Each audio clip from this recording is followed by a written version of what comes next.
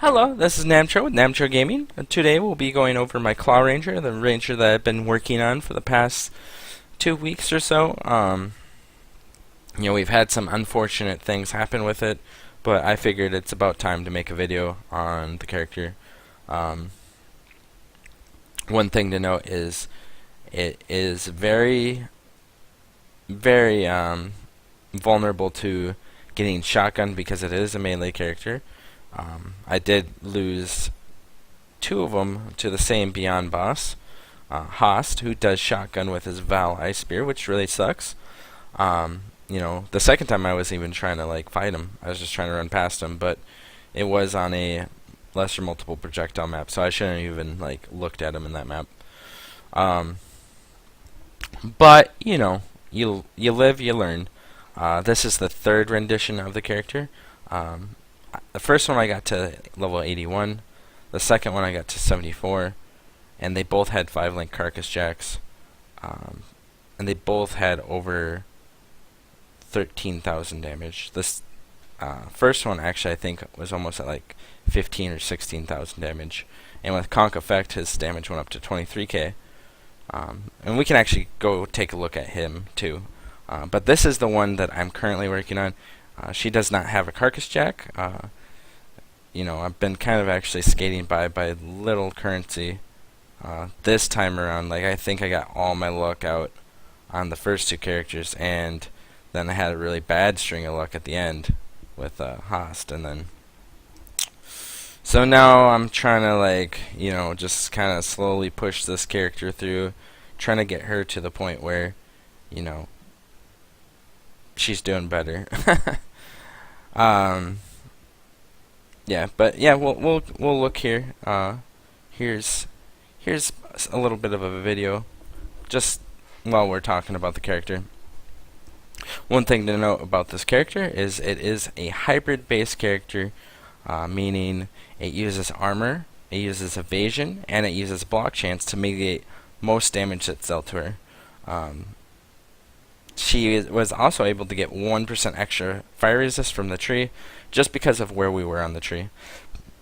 This character is a ranger, and the idea behind the character is a crit claw ranger. We get a lot of nodes that are inside of, kind of between Marauder and Templar. We go kind of by the Scion, and we also get some stuff from the Shadow.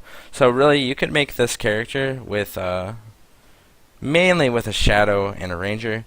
You could also probably make it work if you tried Marauder or Scion. All those would be okay choices that you could try to make. The reason why I like Ranger though is the character is I feel like it's a very defensive route that doesn't really waste many points. Marauder is another defensive route, but I feel like he wastes a little bit more points than the Ranger. You can stack a lot of crit chance, evasion, block chance, and shield nodes, pumping up your armor with your shield. Right now, with this character, she gains pretty much 4,000 armor with her shield. We'll go over a little bit of that, after I finish explaining a little bit more about the character. I'd say what she's vulnerable to is desync a little bit, because while she's attacking, if the monster's out of sync and you're not hitting them with your Reeve, you could lose your Reeve stacks, and then when you resync, you'll notice they weren't ever inside your Reeve to begin with. So that's why desync is kind of a killer for this build, because if you miss a Reeve and aren't hitting anything, you'll lose your Reeve stacks, which can be very, very devastating in some combats. The other thing to note is I also use Val Reeve on this character. Val Reeve is amazing. It's just probably one of my favorite Val skills in the game. It boosts your Reeve past 8 stacks, growing it to 16 stacks, and once you're to 16 stacks, have a carcass jack going, and have all that good stuff going, you end up having a character that pretty much hits the whole screen. It gets to be pretty crazy, and I like it a lot. This character, you know, could be doing better. The thing is we just didn't really get the currency we could on this character this time around. So, but yeah, I'll stop. You know, you kind of get the gist of what's going on. The video sped up a little bit just to give you like ample examples of what's going on with the character. But you know, hopefully you kind of get the point. See, that right there, that was a desync. So, all right, let's actually go over the character itself. She's actually right here. So this is the character, and this was like right after the map. I recorded that video separately just so we could, sit here and talk about it. So yeah, here's the character.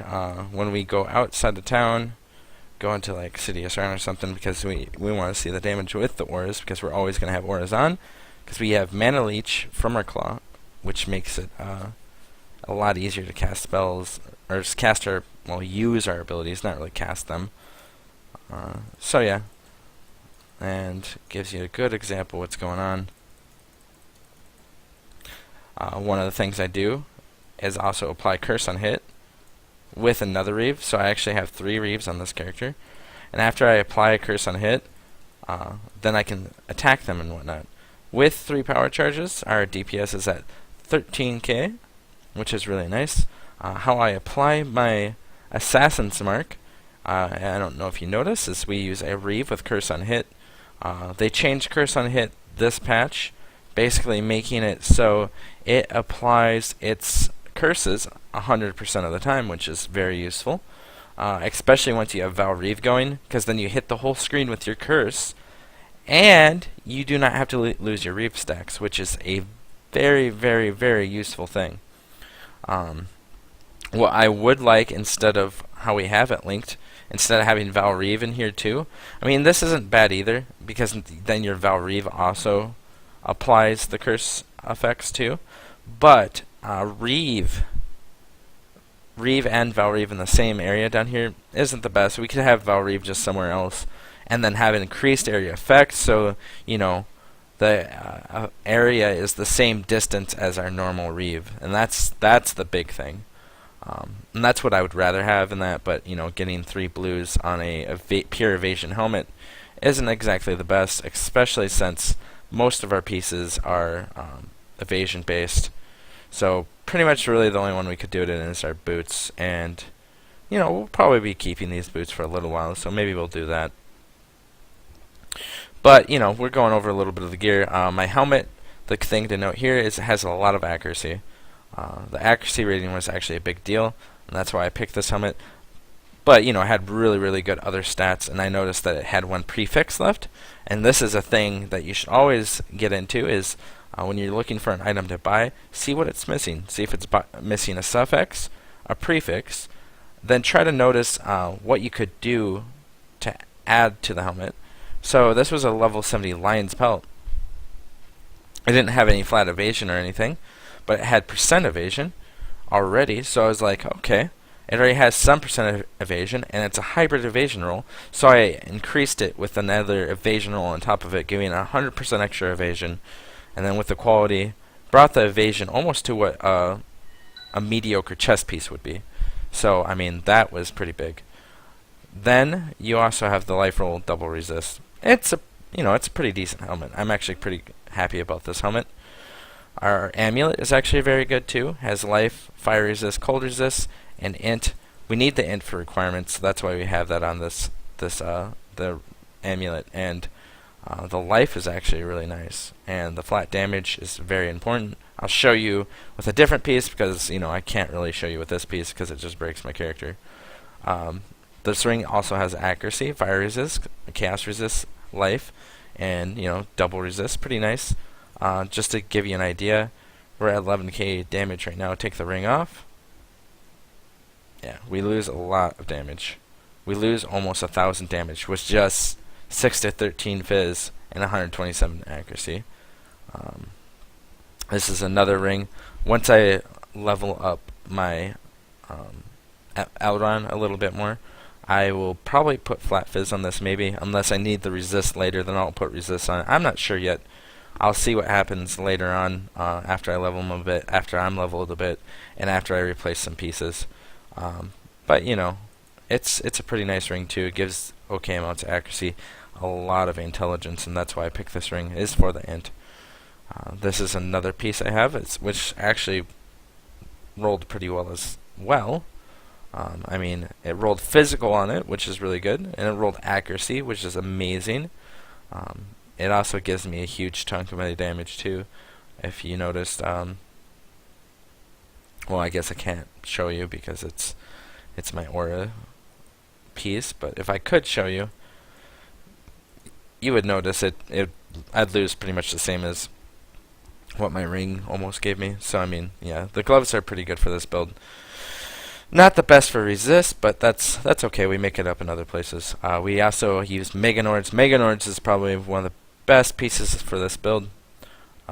If you notice, if I take off Meganords, I definitely lose 1200 damage. So, big deal. The other thing to note too is if you notice our life, we also lose about 210 life. Once we have more life on our gear and more life from just leveling, Meganords is probably going to give us the most life we could ever get on a belt. So, and Meganords itself gives us at least 26 health, at least. And then on top of that, it gives us cold resist, which is amazing. And actually, the flash life recovery rate is very good too. So all of this is amazing on this belt. So boots, movement speed boots with fire resist and lightning resist. And then we added some health onto it. So, yeah. And then our armor shield is the thing that's probably the most lackluster. I mean, you know, it does have decent armor. It has a decent block chance. But doesn't have any health.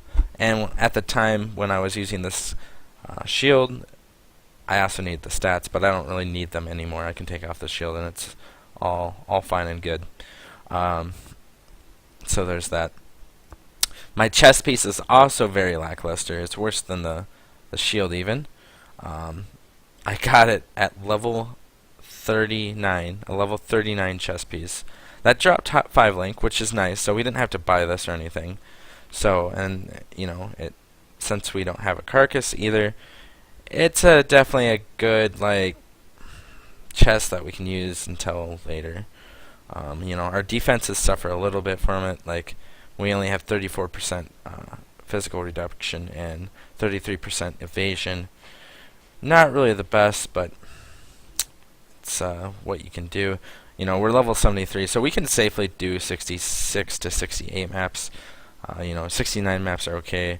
70 maps start to get a little sketchy. I did do a rare 70 map just to see how sketchy it would be, and a couple of the Beyond monsters hit really hard, so there's that. So yeah, that's the gear. As far as potions go, you definitely want a bleeding potion.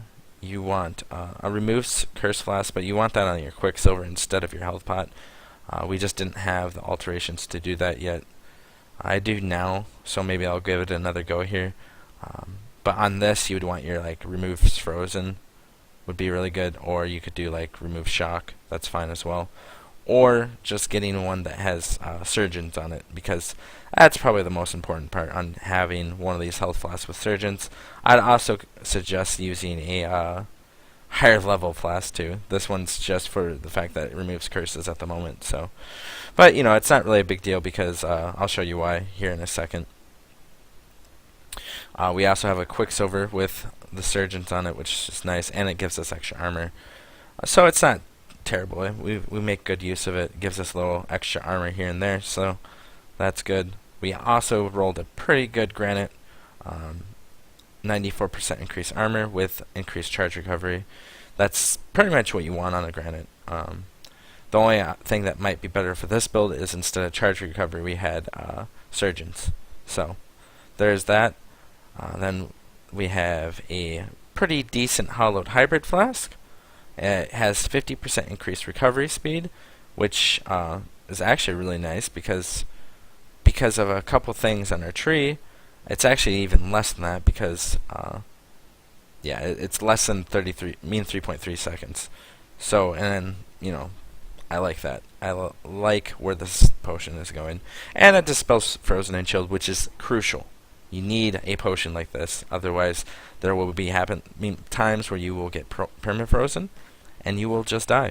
So, unfortunately, that is just required. As far as a claw goes, you want a claw with crit chance. We don't have a claw with crit chance at the moment, but this claw is probably the best claw I'm gonna find in a while.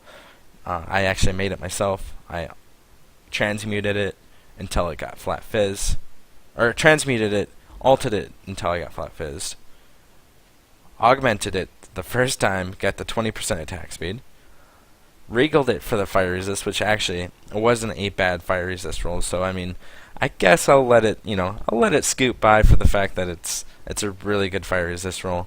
And then we put some increased physical damage on it, which it rolled a little less than average roll, but that's okay. We still came out with a 267 DPS claw, for less than probably about 10 alterations, 1 aug, 1 regal, and another chaos, I believe, to put the physical damage on it. So yeah, the claw ends up being really nice for this build. As far